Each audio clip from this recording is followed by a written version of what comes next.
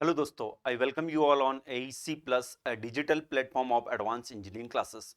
तो दोस्तों, जो हमारा लास्ट लेक्चर था मशीन डिजाइन का लेक्चर फर्स्ट, उसमें हमने डिस्कस किया था कि हम मशीन डिजाइन में क्या क्या पढ़ने वाले हैं, अलग अलग एग्जाम में इसका क्या इम्पोर्टेंस है।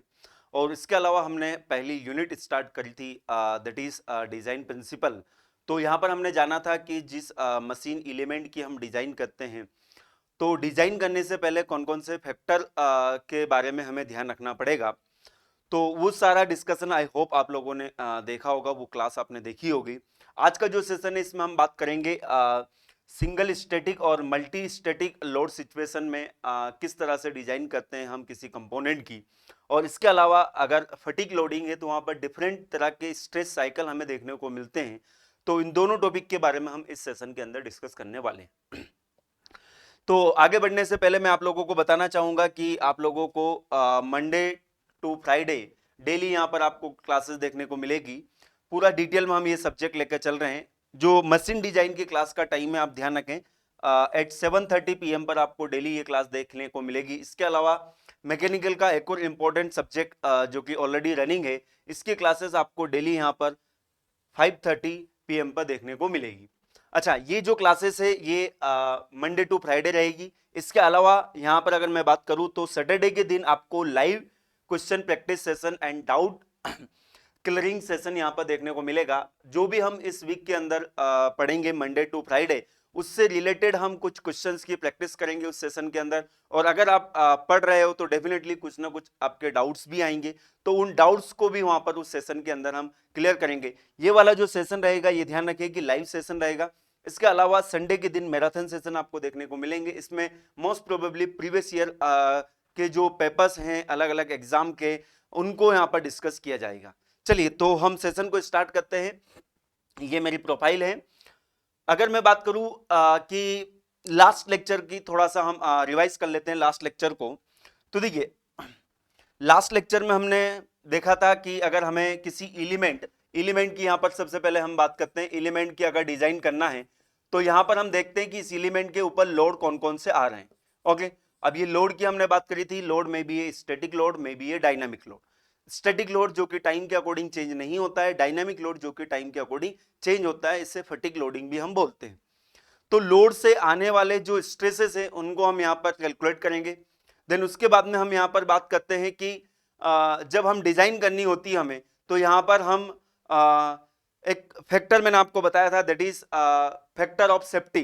फैक्टर ऑफ सेफ्टी का हम यहाँ पर ध्यान रखते हैं कि फैक्टर ऑफ सेफ्टी क्यों आता है, ये चीज हमने बात करी थी। इससे पहले मैंने डिस्कस कराया था कि मटेरियल का फेलियर क्राइटेरिया। यस, मटेरियल के फेलियर क्राइटेरिया के बारे में अगर हम बात करें तो अगर स्टैटिक लोड है तो स्टैटिक लोड के केस में मटेरियल का जो फेलियर क्राइटेरिया होता है, ब्रिटल मटेरियल के लिए ये उसकी अल्टीमेट टेंसाइल स्ट्रेंथ होती है, और सॉफ्ट मटेरियल, डक्टाइल मटेरियल के लिए हम उसका यील्ड स्ट्रेंथ देखते हैं। और ये जो स्ट्रेंथ है दोनों हम कैसे कैलकुलेट करते हैं, स्ट्रेस स्ट्रेन डायग्राम से हम कैलकुलेट करते हैं। और स्ट्रेस स्ट्रेन डायग्राम में मैंने आप लोगों को बताया था कि यहाँ पर यूटीएम मशीन पर इसको निकाला जाता है और कैसा लोड अप्लाई किया जाता है, यहाँ पर स्टैटिक लोड अप्लाई किया जाता है। और वहीं पे अगर मैं बात करूं failure criteria, when the component is subjected to a fatigue load, तो उस केस में फेलियर क्राइटेरिया जो रहेगा उसका एंड्योरेंस स्ट्रेंथ, फटीग स्ट्रेंथ जिसको हम बोलते हैं, और इसको हम कैलकुलेट करते हैं एसएन कर्व की मदद से।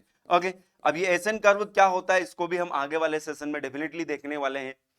तो ये आप ध्यान रखें। इसके अलावा हम फैक्टर ऑफ सेफ्टी का भी ध्यान रखते हैं। फैक्टर ऑफ सेफ्टी मैंने आपको बताया था कि अगर डायमेंशन में अगर आपको फैक्टर ऑफ सेफ्टी लगाना है तो यहां पर फैक्टर ऑफ सेफ्टी का डायमेंशन में क्या होगा, मल्टीप्लाई होगा। और स्ट्रेंथ के साथ हमेशा ध्यान रखें, फैक्टर ऑफ सेफ्टी को हम क्या करते हैं, डिवाइड करते हैं। तो ये बेसिक चीजें हमने लास्ट सेशन में देखी थी। आई होप कि आप लोगों को सारी चीजें बिल्कुल अच्छे से क्लियर हो गई।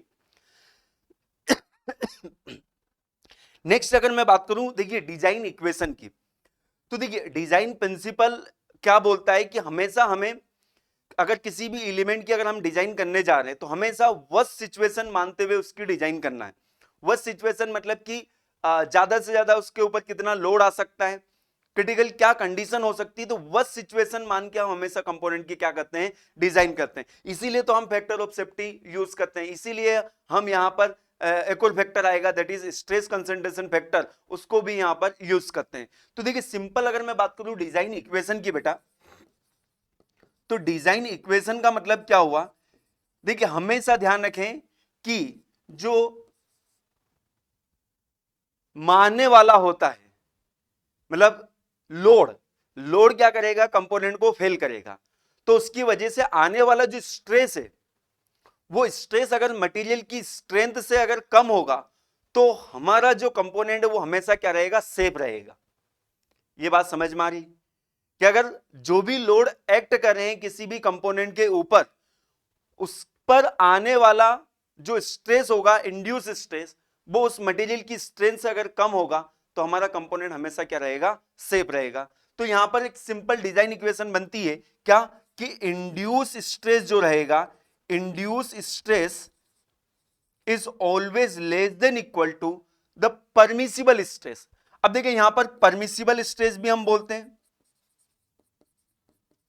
मटेरियल का परमिसिबल स्ट्रेस, या इसके अलावा डिजाइन स्ट्रेस भी उसे बोलते हैं, या फिर सेफ स्ट्रेस भी हम उसे बोलते हैं,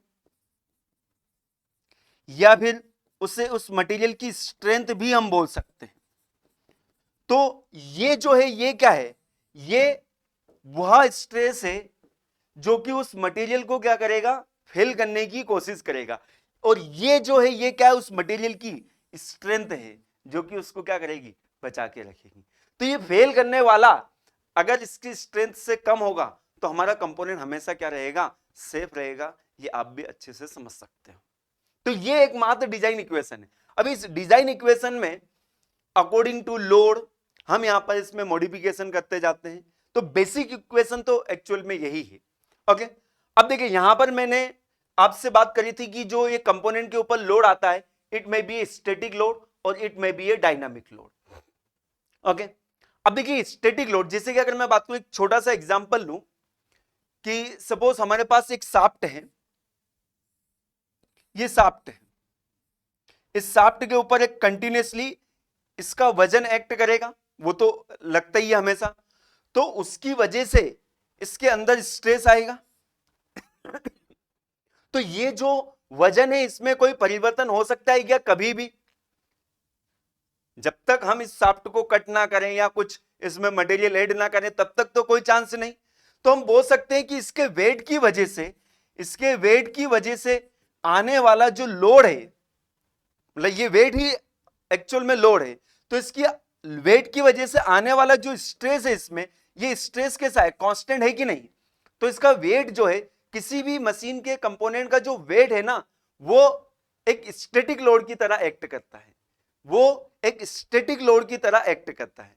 ओके, अब अगर मैं बात करूं कि ऐसी सिचुएशन में अगर कोई एक स्टैटिक लोड आ रहा है, तो इस सिचुएशन में इस कंपोनेंट की डिजाइन हम कैसे करेंगे? अब देखिए, एक सिंगल स्टैटिक लोड भी हो सकता है, या इसके अलावा हो सकता है कि इसके ऊपर कोई टॉर्क भी हम अप्लाई करें। तो देखिए यहां पर दो सिचुएशन बनेगी, क्या स्टैटिक लोड में भी एक सिंगल स्टैटिक लोड है, तो ये एक सिंगल स्टैटिक लोड हो गया। इसके अलावा सपोज इसके ऊपर एक टॉर्क अप्लाई हो रहा है, कंटिन्यूसली इसके ऊपर एक टॉर्क अप्लाई हो रहा है और कांस्टेंट है, यहां पर इसका टेम्परेचर चेंज हो रहा है, तो ये अलग अलग प्रकार के लोड हुए ना, टॉर्क, मोमेंट, थर्मल लोड, तो ये अलग अलग प्रकार के लोड, तो एक से ज्यादा भी लोड इस कंपोनेंट के ऊपर आ सकते हैं।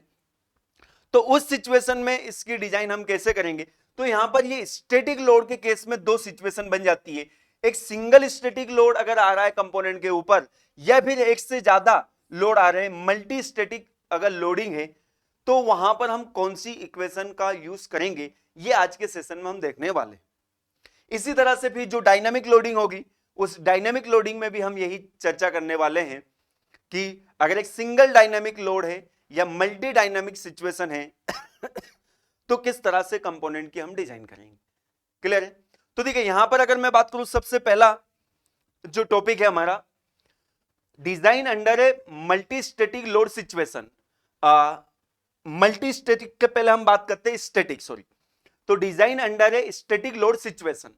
अब design under a static load, अब स्टैटिक में यहां पर क्या लिखा हुआ देखिए, यहां ध्यान से, सिंगल स्टैटिक लोड, यहां पर हम बात करने वाले सिंगल स्टैटिक लोड। मतलब हमारा केस क्या बन गया कि सपोज हमारे पास ये एक शाफ्ट है,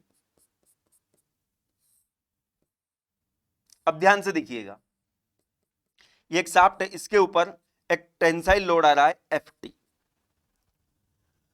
तो अब हमें यहां पर इस शाफ्ट की डिजाइन करना है इस तरह से कि इस लोड Ft की वजह से ये फेल नहीं होना चाहिए। अब डिजाइन का मतलब क्या हुआ, पहले हम देख चुके हैं, डिजाइन का मतलब हुआ सुटेबल डायमेंशन हमें कैलकुलेट करना है। तो सुटेबल डायमेंशन हमें कैलकुलेट करना है, तो अल्टीमेटली हमें क्या कैलकुलेट करना है, इसका एक सुटेबल डायमीटर कैलकुलेट करना है कि इसका हम क्या डायमीटर रखें कि इसके ऊपर आने वाला जो लोड है इस लोड को ये बियर कर सके। तो सबसे पहले हम यहां पर क्या करेंगे, देखिए पहली step, identify the type of load, identify the type of load acting on the component, calculate the induce stress according to the load. यहां पर सबसे पहले कंपोनेंट पर आने वाले लोड को हम आइडेंटिफाई करेंगे और इस लोड की वजह से आने वाला स्ट्रेस जो है वो हम कैलकुलेट करेंगे। तो हमें पता चल गया कि टेंसाइल लोड इसके ऊपर आ रहा है और इस टेंसाइल लोड की वजह से आने वाला स्ट्रेस जो होगा कितना होगा, Ft डिवाइडेड बाय इसका क्रॉस सेक्शनल एरिया।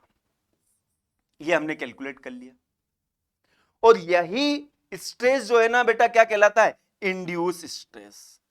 यही स्ट्रेस क्या कहलाता है बेटा, इंड्यूस स्ट्रेस। अब आगे देखिए, identify the material and corresponding strength. अब यहां पर हमें डिसाइड करना पड़ेगा कि इससे हम किस मटेरियल की बना रहे हैं। मटेरियल में भी सॉफ्ट, में भी ब्रिटल, ये भी आपको देखना पड़ेगा। और मटेरियल एक्चुअल में है क्या, कास्ट आयरन है, स्टील है, एल्यूमिनियम है, कॉपर है, उसका एलॉय है, ये मटेरियल आपको डिसाइड करना पड़ेगा। तो मटेरियल डिसाइड करने का मतलब क्या हुआ, मटेरियल डिसाइड करने का मतलब हुआ कि हमें उसकी करस्पॉन्डिंग स्ट्रेंथ पता चल गई। सपोज हम किसी सॉफ्ट मटेरियल की ये शाफ्ट बनाना है, सॉफ्ट मटेरियल हमने लिया तो उसकी स्ट्रेंथ हमें पता चल गई, उसकी स्ट्रेंथ है सिग्मा वाई। ये हमें ऑलरेडी पता चल जाएगी, हर एक मटेरियल की प्रॉपर्टी हमें पता होती है, ठीक है। इसके बाद में क्या करेंगे, select suitable factor of safety and stress concentration factor. देखिए फैक्टर ऑफ सेफ्टी के बारे में तो मैं आपको ऑलरेडी बता चुका हूं लास्ट क्लास में कि यहां पर हमें फैक्टर ऑफ सेफ्टी लेना है कि कितना, कि ये कंपोनेंट कहां पर यूज होने वाला है, उसके अकॉर्डिंग हम यहां पर क्या करेंगे, एक suitable factor of safety select करेंगे, ओके। इसके अलावा स्ट्रेस कंसंट्रेशन फैक्टर, अभी स्ट्रेस कंसंट्रेशन फैक्टर एक अलग ही टॉपिक है, बट फॉर टाइमिंग मैं आपको बता देता हूं। देखिए क्या होता है कि यहां पर अगर इस कंपोनेंट के अंदर अगर कोई नोचेस है, इसमें कोई abrupt change in cross section area है, तो यहां पर क्या होता है कि हम सोचते हैं कि हमारा जो कंपोनेंट है वो उसकी स्ट्रेंथ ये है, जबकि एक्चुअल में वो जो कंपोनेंट, अब देखिए मुझे ये बताइए, एक कॉन्सेप्ट को आप ध्यान से सुनिए, ये सिग्मा वाई हमें कैसे मिला है, ये सिग्मा वाई हमें वो यूटीएम पर एक स्टैंडर्ड स्पेसिमेन की टेस्टिंग की गई, क्या वही स्पेसिमेन हम यहां पर लगाने जा रहे हैं क्या, नहीं ना, वह स्पेसिमेन तो हम यहां पर लगाने नहीं जा रहे हैं। तो ये जो हमने स्पेसिमेन लगाया है, मटेरियल ऑल्दो वही है, बट ये जो स्पेसिमेन हमने लगाया है इसका डायमेंशन जो है वो उससे बिल्कुल अलग हो सकता है। तो यहां पर हमें क्या करना पड़ेगा, वो फैक्टर कंसीडर करना पड़ेगा, और वो फैक्टर जो है वो हम इस तरह से कंसीडर करेंगे कि हमारा जो कंपोनेंट है वो हमेशा सेफ होना चाहिए। तो देखिए स्ट्रेस कंसंट्रेशन फैक्टर जो होते हैं ना, ये दो तरह के होते हैं, फटीग स्ट्रेस कंसंट्रेशन फैक्टर और स्टैटिक स्ट्रेस कंसंट्रेशन फैक्टर। तो स्टैटिक स्ट्रेस कंसंट्रेशन फैक्टर यहां पर जब स्टैटिक लोडिंग होगी तो उस केस में स्टैटिक स्ट्रेस कंसंट्रेशन फैक्टर आएगा, जिसे हम थ्योरेटिकल स्ट्रेस कंसंट्रेशन फैक्टर भी बोलते हैं।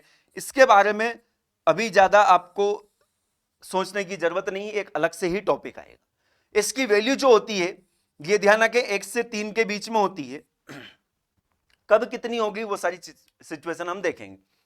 तो ये जो फैक्टर है, ये फैक्टर हमें क्या बताएगा, ये फैक्टर हमें बताएगा कि एक्चुअल में जो आने वाला स्ट्रेस हमारे कंपोनेंट के ऊपर ये नहीं है, अगर इसमें कोई नोच है, ओके, तो ये जो स्ट्रेस है इतना ही नहीं है, इससे भी ज्यादा होगा, इससे भी ज्यादा हो सकता है। तो एक्चुअल में अगर हम बात करें तो स्ट्रेस कंसंट्रेशन फैक्टर को इस इंड्यूस स्ट्रेस के साथ मल्टीप्लाई किया जाता है। तो देखिए वो हम आइडेंटिफाई कर लेंगे। Put all this value in a design equation. Design equation क्या बोलती है, देखिए यहां पर we already seen induce stress is less than equal to permissible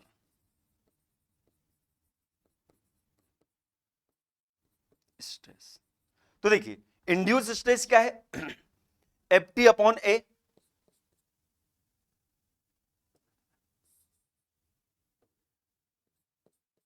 F T divided by A cross section area हम ले लेते हैं कि सर्कुलर शाफ्ट है, pi by 4 D square is less than equal to permissible stress. Permissible stress बोले या strength बोले, क्या है, सिग्मा वाई। बट इस इक्वेशन में अभी हमने कोई फैक्टर को कंसिडर नहीं किया। तो यहां पर फैक्टर ऑफ सेफ्टी अगर हम लेते हैं तो मैंने आपको बताया था कि फैक्टर ऑफ सेफ्टी हम अगर डायमेंशन में लेंगे तो डायमेंशन के साथ मल्टीप्लाई करेंगे और स्ट्रेंथ के साथ क्या करेंगे, हम डिवाइड करेंगे। तो इस स्ट्रेंथ को हमने डिवाइड किया किससे, फैक्टर ऑफ सेफ्टी से। ओके इसके अलावा अगर मैं बात करूं स्ट्रेस कंसंट्रेशन फैक्टर अगर हम ले रहे हैं तो स्ट्रेस कंसंट्रेशन फैक्टर बताएगा कि एक्चुअल आने वाला स्ट्रेस जो है वो इससे भी ज्यादा है। तो हम क्या करेंगे, उस स्ट्रेस कंसंट्रेशन फैक्टर को हम यहां पर मल्टीप्लाई करें। अब ये केटी क्या है, के एस क्या है, इसके बारे में अभी आपको ज्यादा सोचने की जरूरत नहीं है। ये केटी और के एस एक ही है, स्टैटिक स्ट्रेस कंसंट्रेशन फैक्टर या थ्योरेटिकल स्ट्रेस कंसंट्रेशन फैक्टर। ये कब आता है, जब हमारा लोड कैसा होगा, स्टैटिक होगा। ओके तो ये यहां पर हमारे पास इक्वेशन बन गई। तो देखिए यहां पर ये वैल्यू हमें पता है, ये लोड कितना आ रहा है ये हमें पता है, यहां पर सिग्मा वाई उस मटेरियल की स्ट्रेंथ हमें पता है, फैक्टर ऑफ सेफ्टी हमने ले लिया। तो यहां पर हम निकाल सकते हैं कि ये डायमीटर हम डायमीटर कितना रखें कि ये हमारा कंपोनेंट जो रहे इस लोड की वजह से हमेशा सेफ रहे। तो ये प्रोसीजर होती है डिजाइन की। आई होप कि आप लोगों को बिल्कुल अच्छे से क्लियर हुई होगी। ठीक है तो ये जो सिचुएशन है ये कौन सी सिचुएशन है बेटा, जब एक सिंगल स्टैटिक लोड आ रहा है हमारे कंपोनेंट के ऊपर। अब देखिए सर अगर एक से अधिक अगर लोड अगर आ गए हमारे कंपोनेंट के ऊपर, तो देखिए एक से अधिक अगर कंपोनेंट पर लोड अगर आ गए तो ये थ्योरीज ऑफ फेलियर हम यहां पर यूज करते हैं। आज आपको पहली बात समझ में आ रहा होगा कि एक्चुअल में थ्योरीज ऑफ फेलियर का एप्लीकेशन क्या है।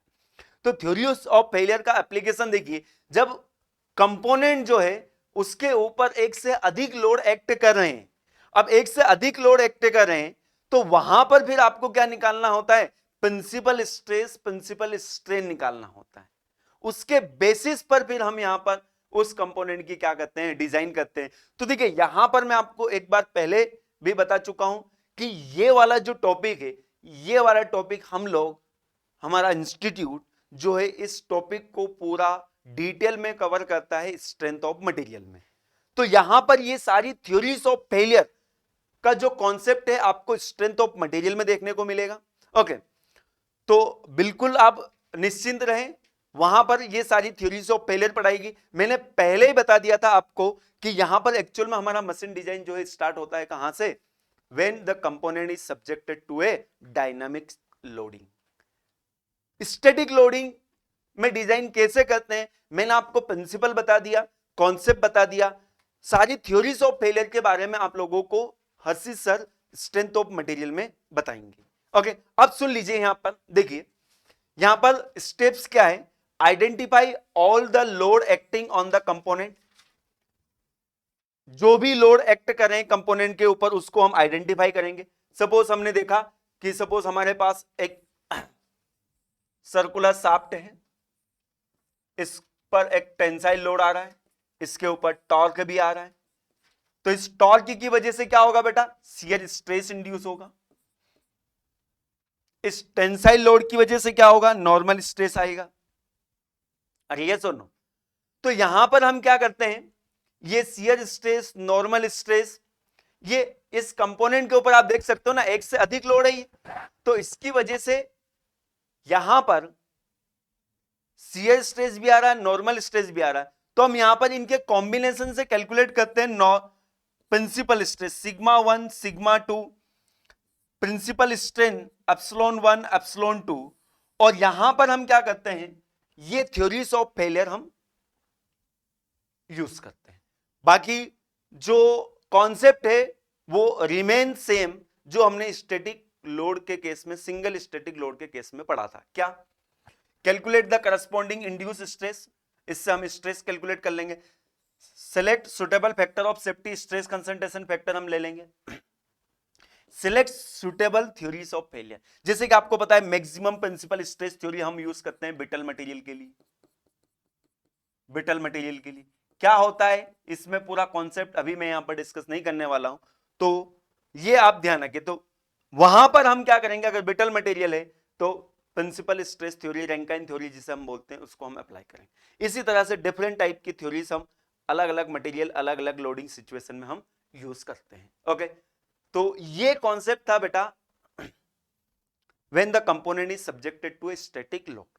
तो अभी फिलहाल आपको क्या ध्यान रखना है, यहां पर एक मात्र इंपॉर्टेंट पॉइंट जो ध्यान रखना है कि अगर हमें किसी भी कंपोनेंट की अगर डिजाइन करना है तो वहां पर बेसिक डिजाइन इक्वेशन जो है, वो डिजाइन इक्वेशन क्या है, डिजाइन इक्वेशन हमारी आ गई है क्या, कि इंड्यूस स्ट्रेस जो है sigma induced is less than equal to sigma permissible divided by factor of safety, यहां पर मल्टीप्लाई कर देंगे हम स्ट्रेस कंसंट्रेशन फैक्टर का।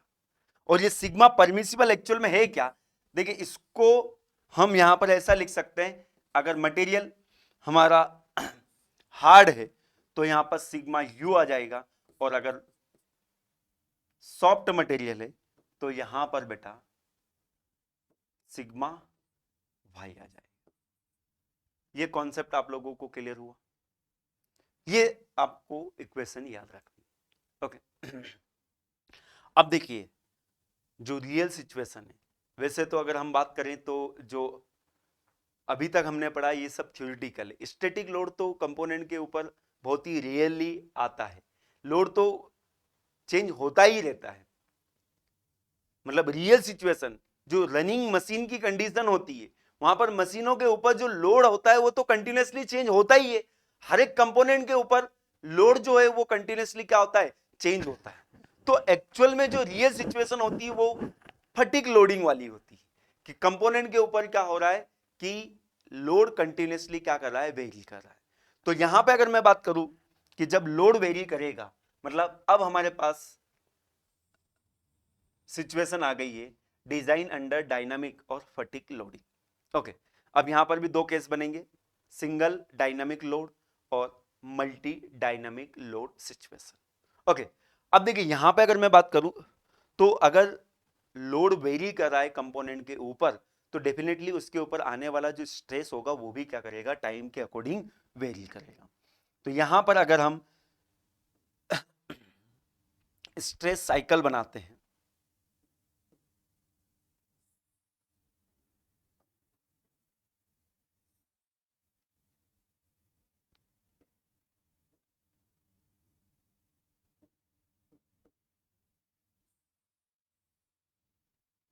ये इस एक्सिस पर मैंने बनाया बेटा स्ट्रेस, और इस एक्सिस पर मैंने बनाया, लिखा है क्या, टाइम। इसका मतलब क्या हुआ कि स्ट्रेस जो है टाइम के अकॉर्डिंग क्या कर रहा है, वेरी कर रहा है। इसे हम बोलते हैं क्या, स्ट्रेस साइकिल। इसे हम क्या बोलते हैं, स्ट्रेस साइकिल। तो देखिए यहां पर इस कंपोनेंट के ऊपर, इस कंपोनेंट के ऊपर आने वाला मैक्सिमम स्ट्रेस, इस कंपोनेंट के ऊपर आने वाला मैक्सिमम स्ट्रेस हम पता कर सकते हैं। सॉरी, इस पर आने वाला मिनिमम स्ट्रेस हम पता कर सकते हैं। ये सिग्मा मैक्सिमम हो गया, ये सिग्मा मिनिमम। ओके, तो सिग्मा मैक्सिमम सिग्मा मिनिमम हम यहां पर सबसे पहले निकालेंगे। अब इससे रिलेटेड कुछ इंपॉर्टेंट टर्म्स हैं, देखिए सिग्मा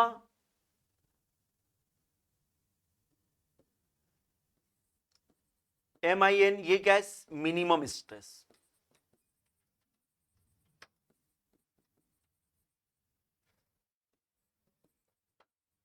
मैक्सिमम स्ट्रेस।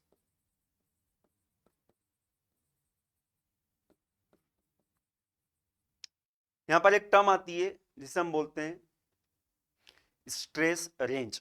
तो स्ट्रेस रेंज होता है आपका maximum stress minus minimum stress, इसे बोलते हैं स्ट्रेस रेंज। ओके, इसके अलावा एक टर्म आती है यहां पर mean stress, maximum stress plus minimum stress divided by 2, इसे बोला जाता है, इसे डिनोट किया जाता है सिग्मा एम से, और इसे बोला जाता है मीन स्ट्रेस। मीन बोल रहे या फिर एवरेज बोले, बात बराबर।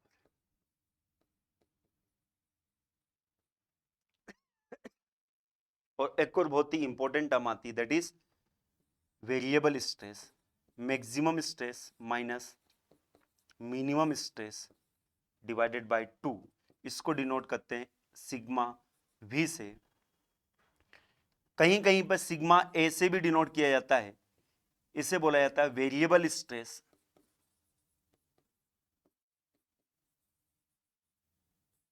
ओके, तो ये टर्म आप लोगों को याद रखना है। अब देखिए यहां पर अगर मैं बात करूं कि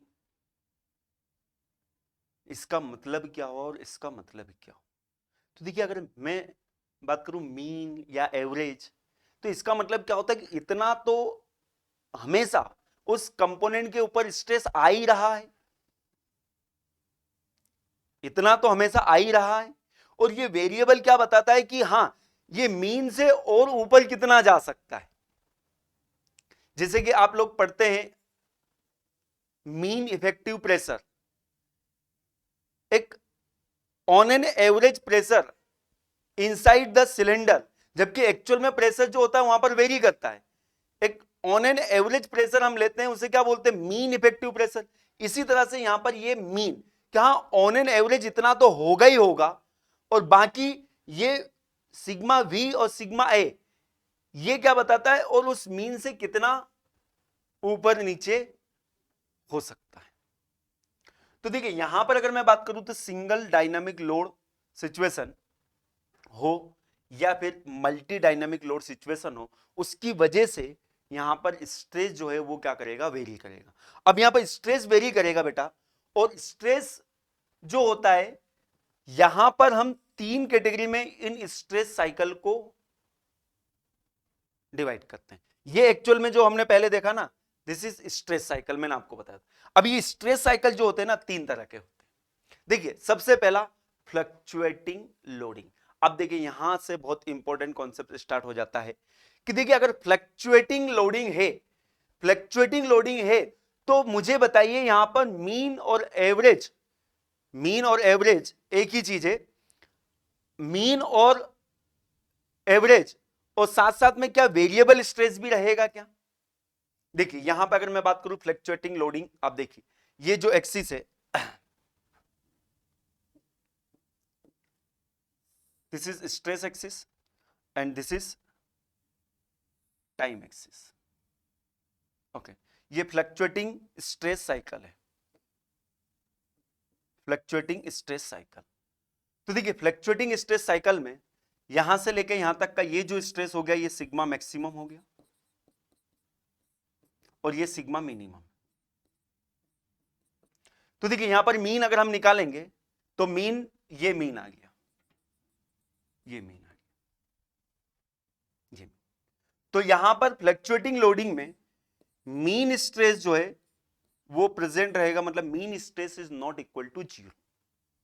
ओके, वहीं पे अगर मैं बात करूं, देखिए ये है स्ट्रेस, इसे एम्पलीट्यूड भी बोला जाता है, स्ट्रेस एम्पलीट्यूड। ये जो मैंने यहां पर लिखा था ना बेटा वेरिएबल स्ट्रेस, इसे स्ट्रेस एम्पलीट्यूड भी बोला जाता है, स्ट्रेस एम्पलीट्यूड। तो यहां पर स्ट्रेस एम्पलीट्यूड भी है क्या, yes, sigma we is also present here. तो ये अगर इस तरह की लोडिंग है हमारे कंपोनेंट के ऊपर, तो हम बोलेंगे कि उसके ऊपर मीन स्ट्रेस भी है और वेरिएबल स्ट्रेस भी। एक बहुत ही इंपॉर्टेंट कंक्लूजन हम यहां से निकालेंगे, इसको आप ध्यान से समझते चलिए। अगर फ्लक्चुएटिंग लोडिंग है तो यहां पर मीन स्ट्रेस भी प्रेजेंट है और वेरिएबल स्ट्रेस भी प्रेजेंट है। फ्लक्चुएटिंग लोडिंग का मतलब आप यहां पर इस साइकिल को देख के समझ सकते हो। ओके, इसके अलावा अगर मैं बात करूं यहां पर देखिए, रिपीटेड लोडिंग अगर है, रिपीटेड लोडिंग का मतलब क्या हुआ, देखिए यहां पर ध्यान से कि रिपीटेड लोडिंग में यहां से लेकर यहां तक ये जो स्ट्रेस है, this is maximum stress, sigma maximum. और यहां पर आप देखिए मिनिमम स्ट्रेस जो है वो 0 है। मिनिमम स्ट्रेस जो है क्या है, 0 है। ये आप कर्व देख सकते हो, स्ट्रेस वर्सेस टाइम। इस तरह की अगर सिचुएशन है तो इस सिचुएशन को हम बोलते हैं रिपीटेड लोडिंग। लोड अपने आप को क्या कर रहा है, रिपीट कर रहा है।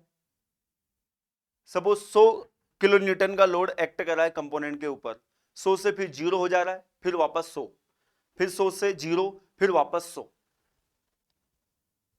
समझ में आ रही बात? यहां पर सिचुएशन क्या थी, 100 गया, 100 से 50 आया, फिर वापस 100 गया, 100 से फिर 50 आया, 100 गया लोड, फिर 50 आया। ये सिचुएशन इसे बोलते हैं फ्लक्चुएटिंग लोडिंग।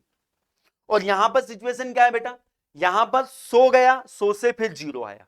तो देखिए यहां पर मैक्सिमम स्ट्रेस है, मिनिमम जो है यहां पर क्या है, मिनिमम स्ट्रेस जो है यहां पर 0 है। बट क्या मिनिमम 0 है तो मीन स्ट्रेस प्रेजेंट होगा या नहीं, बिल्कुल रहेगा। मीन स्ट्रेस जो रहेगा क्या होगा, maximum plus minimum divided by 2। तो ये टर्म 0, तो यहां पर क्या हो जाएगा, maximum divided by 2 mean stress. Variable stress कितना होगा बेटा, maximum minus minimum divided by 2। तो यहां पर ये बनेगा आपका मैक्सिमम डिवाइडेड बाय 2। इसका मतलब क्या हुआ, अगर इस तरह की लोडिंग रही तो यहां पर मीन स्ट्रेस और वेरिएबल स्ट्रेस दोनों प्रेजेंट रहेंगे and both are not equal to 0। बढ़िया है। पिछली सिचुएशन में भी दोनों है, मीन स्ट्रेस भी है और वेरिएबल स्ट्रेस भी है। अब देखिए third condition, that is very very important, completely reversing loading. बेटा कंप्लीटली रिवर्सिंग लोडिंग का मतलब क्या हुआ, देखिए ध्यान से, यहां पर ये 0 लाइन है बेटा, this is 0 line, this is 0 line, दिखाई दे रही होगी आपको, दिस इज 0 लाइन। यहां पर स्ट्रेस जो है इस एक्सिस पर पॉजिटिव और यहां पर नीचे क्या रहेगा, नेगेटिव। तो देखिए मैं एग्जांपल लेता हूं कि सपोज कंपोनेंट के ऊपर लोड आ रहा है प्लस 100 किलो न्यूटन और फिर कुछ समय बाद लोड आ रहा है उसके बाद उसके ऊपर माइनस 100 किलो न्यूटन। तो ये जो सिचुएशन है ये सिचुएशन कहलाती है कंप्लीटली रिवर्सिंग। इसके पहले वाली situation repeated loading plus 100 kilo newton then फिर 0 किलो न्यूटन। इसके पहले वाली सिचुएशन एग्जांपल हम साथ में लेते हुए चलते हैं, प्लस 100 किलो न्यूटन और फिर 50 किलो न्यूटन। तो ये हो गया आपका फ्लक्चुएटिंग लोडिंग वाली कंडीशन। ठीक, अब देखिए यहां पर क्या होगा, यहां पर मीन स्ट्रेस निकालिए कितना होगा, मीन स्ट्रेस हम निकालेंगे, बताइए मीन स्ट्रेस कितना होगा, maximum plus minimum divided by, बेटा जितना मैक्सिमम जा रहा है दिस इज सिग्मा मैक्सिमम, और ये जो है ये क्या है, सिग्मा मिनिमम। यहां पर इन दोनों का मैग्नीट्यूड सेम है कि नहीं, sigma maximum is equal to minus time sigma minimum है या नहीं, बोलिए, बिल्कुल है। तो यहां पर दोनों का मैग्नीट्यूड सेम है, साइन अलग है, इसका मतलब क्या हुआ, इसका मतलब हुआ कि यहां पर ये दोनों आपस में कैंसिल आउट, मीन स्ट्रेस यहां पर क्या रहेगा, 0 रहेगा। मतलब कंप्लीटली रिवर्सिंग अगर लोडिंग है तो वहां पर मीन स्ट्रेस जो रहेगा क्या रहेगा, 0 रहेगा। क्या यहां पर वेरिएबल स्ट्रेस रहेगा? वेरिएबल क्या होता है, maximum minus minimum divided by 2। तो बड़ा मिनिमम जो है वो मैक्सिमम के बराबर है, बट साइन अलग है ना, तो यहां तो ये पॉजिटिव बन जाएगा, मतलब ये बन जाएगा सिग्मा मैक्सिमम के बराबर ही सिग्मा मैक्सिमम। ये कैलकुलेशन समझ में आ रही है ना, 2 से 2 कैंसिल, मतलब वेरिएबल स्ट्रेस जो है वो सिग्मा मैक्सिमम के बराबर हो गया। समझ में आ रहा, इन तीनों में डिफरेंस आई होप आपको समझ में आया। डिफरेंस तो आपको क्लियर हो गया, बट यहां पर एक इंपॉर्टेंट कंक्लूजन हमारे सामने निकल के आता है। क्या कि अगर मैं आपसे पूछता हूं कि बताइए इन तीनों लोडिंग सिचुएशन में से कौन सी लोडिंग सिचुएशन सबसे ज्यादा डेंजरस सिचुएशन है, किस सिचुएशन में हमारा कंपोनेंट सबसे जल्दी फेल होगा, तो बिल्कुल सोचने लायक बात है। देखिए यहां पर अगर हम बात करें पहली वाली कंडीशन में यहां पर वेरिएबल स्ट्रेस भी था, मीन स्ट्रेस भी था। दूसरी वाली कंडीशन की अगर हम बात करें तो वहां पर भी दोनों हैं। तीसरी वाली कंडीशन की अगर हम बात करें तो यहां पर केवल वेरिएबल स्ट्रेस है, मीन स्ट्रेस जो है क्या है, 0 है। Mean is 0 only, there will be a variable stress. तो देखिए अगर मैं आपसे पूछूं कि बताइए फटीग लोडिंग ज्यादा डेंजरस होती है या स्टैटिक लोडिंग ज्यादा डेंजरस होती है, तो डेफिनेटली आपका आंसर रहेगा कि सर फटीग लोडिंग जो होती है ना बहुत डेंजरस होती है। जैसे कि हमारे पास एक वायर है, वायर को हम ऐसे खींच रहे हैं, तो इसको तोड़ने के लिए आपको काफी ज्यादा मेहनत करनी पड़ेगी, बट अगर आप ऐसे उसके ऊपर कंटिन्यूसली लोड को वेरी कर रहे हो तो इस तरह से मोड़कर उस वायर को तोड़ना क्या होगा, बहुत ही आसान हो। तो ये वाली जो सिचुएशन है इसमें लोड उसके ऊपर क्या हो रहा है, कंटिन्यूसली वेरी कर रहा है। तो कंटिन्यूसली लोड अगर वेरी कर रहा है मतलब फटीग लोड सिचुएशन बन रही है, तो उस केस में कंपोनेंट के फेल होने के चांसेस जो रहेंगे सबसे ज्यादा रहेंगे। तो आप बोलेंगे सर कि पहली वाली सिचुएशन जो है उसमें तो दोनों हैं, सेकंड वाली में भी दोनों हैं, और थर्ड वाली जो सिचुएशन है उसमें तो केवल एक ही है। बट बेटा एक ही है, और मतलब आप सोचिए कि 100 प्लस 100 तीनों में था, और यहां पर -100 भी आ रहा है, मतलब यहां पर जो भी है वो पूरा का पूरा ही फटीग लोडिंग है, जो भी है वो पूरा का पूरा वेरिएबल स्ट्रेस इंड्यूस कर रहा है, जो भी प्रेजेंट है वो पूरा का पूरा ही वेरिएबल स्ट्रेस इंड्यूस कर रहा है। जबकि इससे पहले वाली सिचुएशन में हम देखें तो जो स्ट्रेस आ रहा है उसमें से कुछ मीन है कुछ वेरिएबल है, इसके पहले वाली सिचुएशन में भी कुछ मीन है कुछ वेरिएबल है। तो इसका मतलब क्या हुआ कि ये थर्ड वाली सिचुएशन जो है ये क्या हुई, सबसे डेंजरस सिचुएशन हुई। अगर इस तरह की लोडिंग अगर हमारे कंपोनेंट के ऊपर है तो उसके फेल होने के चांसेस इसके अलावा जो लोडिंग है उनके कंपेयर क्या रहेंगे, सबसे ज्यादा रहेंगे। तो ये जो सिचुएशन है ये सिचुएशन क्या है, वर्स्ट सिचुएशन। इस तरह की सिचुएशन में हमारा कंपोनेंट जो है सबसे जल्दी फेल होगा। तो बेटा अगर मैं बात करूं कि अगर मटेरियल की स्ट्रेंथ निकालना है, आपको देखना है कि ये मटेरियल रियली में कितना लोड बियर कर सकता है, इसकी क्या स्ट्रेंथ है, तो मुझे आप खुद बताइए कि उसके ऊपर किस तरह के लोड को लगाकर हमें टेस्टिंग करना चाहिए। वह सिचुएशन हमेशा ध्यान में रखें। तो वह सिचुएशन ये हो गई कि नहीं हो गई, बिल्कुल हो गई। तो यहां पर मैंने आप लोगों को बताया था कि जो डिजाइन स्ट्रेस हम कैलकुलेट करते हैं जब लोड हमारे कंपोनेंट के ऊपर कैसा हो, फटीग लोड हो, तो डिजाइन स्ट्रेस जब हम कैलकुलेट करते हैं,